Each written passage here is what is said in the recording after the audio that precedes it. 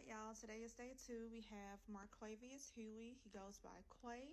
I'm probably going to refer to him as Huey due to the fact that we have 2 Quays on this trial, and I don't want to get them confused. And yes, I got notes again today.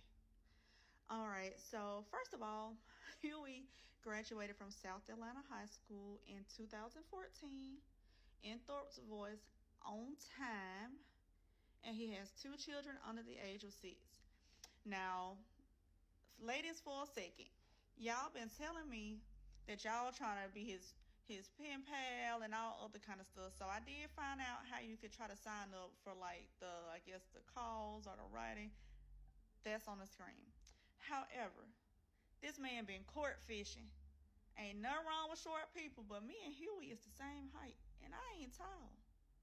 We are the same height. On the day that Huey turned himself in to authorities, which was December 2021, Huey was 5'8", and he weighed 140 pounds. Yeah, 140.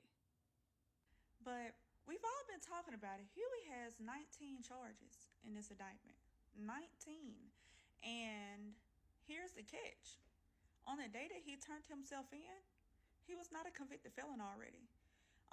His lawyer made the statement during his opening that he still had the rights to vote, to be on jury duty, and everything because he was not a convicted felon. So let's jump into his charges. April 26, 2019, he caught 2 ag charges with a deadly mouse Cthulhu. One came from simply pointing it at someone. The other came from him using the mouse Cthulhu to connect with someone's face during the process of their interaction. A month later, October 2020, he picked up 3 charges in one incident. He used the mouse Cthulhu and it involved 2 different people. So he picked up 2 armed takers charges. I don't know what words I could say, y'all. I'm sorry. And a hijacking of a motor vehicle in the 1st degree. A month later, someone threatened him to basically get the police on him, and he told this lady that if you put the police on me, you're gonna sleep forever. February 2022, while incarcerated, I'm guessing they checked the cell, and this was his cellmate. Him and Tinquarius Mender both picked up the charge of possession of a telecommunication device by an inmate, which was a cell phone, and possession of a homemade slasher by an inmate. So this is where things get kind of iffy. These are conversations that him and Thug were involved in. So September 1st, 2021, I'm guessing Mender was already incarcerated at this time.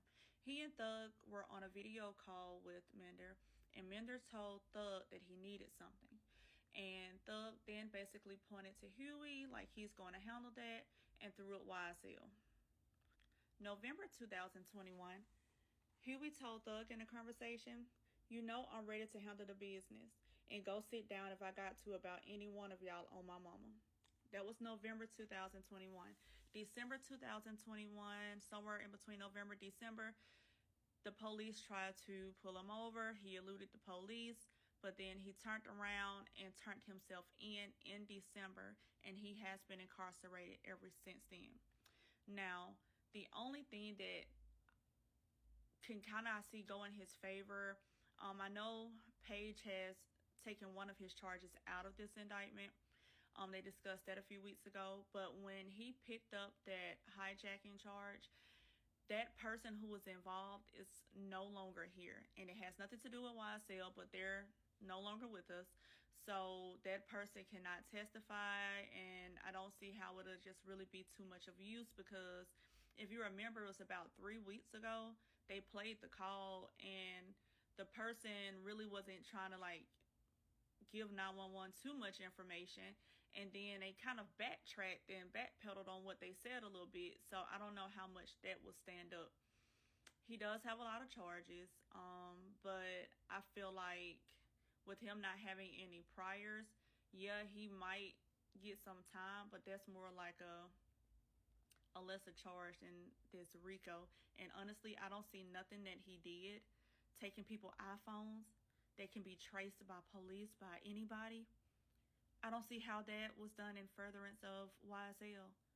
What does his petty taking of things have to do with YSL? Like, I've been researching and researching, and because he really wasn't convicted prior to this, it's not really too much you can find on him, because this is his first big trial experience that he's ever had.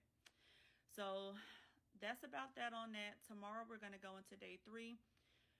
From here to day 5, we're going to be dealing with the people who have some of the unalivened charges. So I think tomorrow we will start off with the other Quay, and then Sunday we will do Yak Gotti.